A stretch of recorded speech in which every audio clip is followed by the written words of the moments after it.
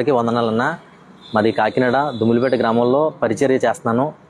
రీసెంట్గా church open చేసామన్నా. Church open చేస్తే అక్కడ లోకల్గా ఉన్న మతోన్మాదులు మాటికి చర్చ్ మీదకి వచ్చి మమ్మల్ని కొట్టడం గట్రా 2 సార్లు జరిగింది. మేము పోలీస్ స్టేషన్ కంప్లైంట్ ఇచ్చాం. పోలీస్ స్టేషన్లో అయితే సరైన యాక్షన్ తీసుకోలేదు. తీసుకోకపోతే ఇంకా ఏం జరుగుతుంది దేవుని మీద భారం పెట్టి మేము పరిచర్యలో ఉన్నామన్నా. శనివారం రాత్రి 7:30 ఆ టైంలో మేము ప్రార్థన చేస్తుండగా దగ్గరగా 50-60 మంది లోపలికి చర్చిలోకి చొరబడి నన్ను ఫస్ట్ కొట్టారు. తర్వాత మా చర్చిలో ఉన్న మా మిస్సెస్ని కొట్టారు, మా అత్తగారిని కొట్టారు, మొత్తం అందరినీ కొట్టారన్న. తర్వాత సీసీ కెమెరాలు ఏవైతే ఉన్నాయో సీసీ కెమెరాలు అందరినీ కూడా ధ్వంసం చేశారు. ఆ తర్వాత లోపల ఏవైతే సామాన్లు ఉన్నాయో ఆ సామాన్లతోని మా వదిన గారిని కొట్టడం, మా అత్తగారిని కొట్టడం.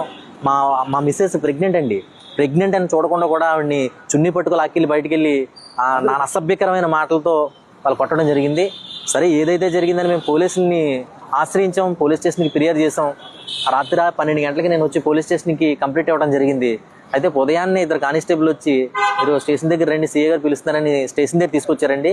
స్టేషన్ దగ్గర తీసుకొచ్చిన తర్వాత నాతో పాటు సేవ చేస్తున్న విజయ్ ఏమని అడిగాడంటే, సార్ మీరు మమ్మల్ని తిడుతున్నారు, అక్కడ మా వాళ్ళు కూడా మమ్మల్ని కొట్టారని అక్కడ మాట్లాడినప్పుడు, ఎడరా పోలీసుల మీద మీరు ఇలా మాట్లాడతారా అనేసి మమ్మల్ని కాలర్ పట్టుకొని పైకి తీసుకెళ్ళి కాళ్ళు కిందన పెట్టి బూటు కాలుతోని ఇలా